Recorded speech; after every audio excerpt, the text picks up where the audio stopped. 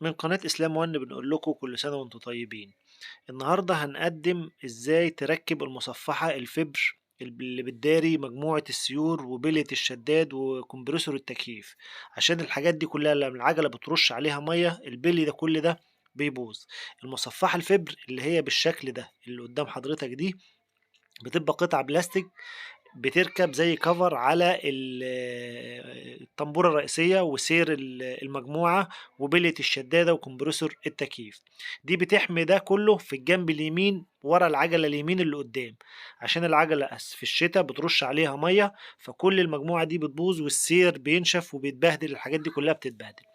فالمصفحة دي بتحمي كل المجموعة دي. طبعا المصفحة القديمة كانت عندي اتكسرت، فالنهاردة هوريكم ازاي بنركب المصفحة الجديدة. هي ليها 4 مسامير، ادي 2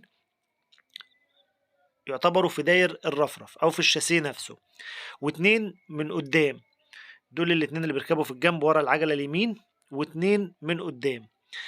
هوري لحضرتك واحد في القنطرة اهو، ده واحد في القنطرة من تحت، وواحد في الرفرف برضو بس من قدام ورا علبة الهواء اللي انا بشاور عليه بصبعي. هنجيب المصفحة ونلبسها للمكان دوت ونظبطها من قدام ونظبطها على قواعد المسامير دي. هي طبعا المصفحة دي مش غالية، انا جايبها ب150 جنيه،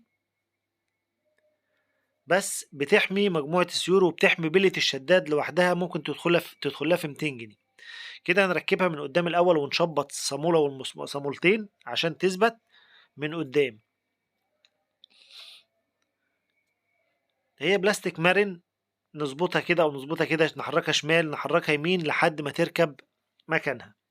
كل اللي هنعمله ان احنا هنفك العجلة اليمين ونثبت العربية مرفوعة وندخل تحتها نشبط المسمارين اللي قدام والمسمارين اللي ورا. هي تركيبها سهل جدا وبتحمي معاك مجموعة السيور وبتخلي عمر البلية بتاع الشداد دي اهم حاجة، شداد السير طويل جدا، لان البلية دي لما بتبوظ بتعمل صوت دوشة وممكن تقطع السير. هي بتبقى من بره من الناحية دي مش من جوه زي ما حضرتك شايف. دي قاعدة المسمارين، ونبص قدام نشوف شكلها من قدام عامل ازاي. بس بشبط بس عشان كنت لوحدي ومعيش غير اللي بيصور، فقلت اشبط واوريها لكم بعد ما شبط الصامولتين. ده شكلها بعد ما ركبت الصامولتين. دي اول صامولة في المسمار اللي تحت في القنطرة، صامولة وردة، حطيت وردة عشان طبعا ده بلاستيك. وادي ليها زي ودن كده بتركب فيها في المسمار اللي فوق. هي بتبقى جايه متقسمة كل حاجة على مكانها. بص ده شكلها بعد ما ركبت من تحت مدارية المجموعة كلها،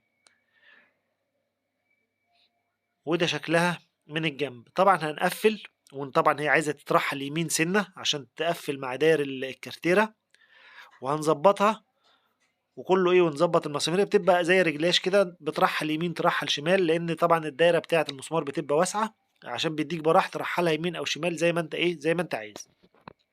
هنرحلها ناحية اليمين شوية بتبقى بالشكل ده، وبعد كده نربط المسامير ونشد عليها من قدام ومن ورا. وده شكلها النهائي بعد ما ركبت. يا رب الفيديو يكون عجبكم.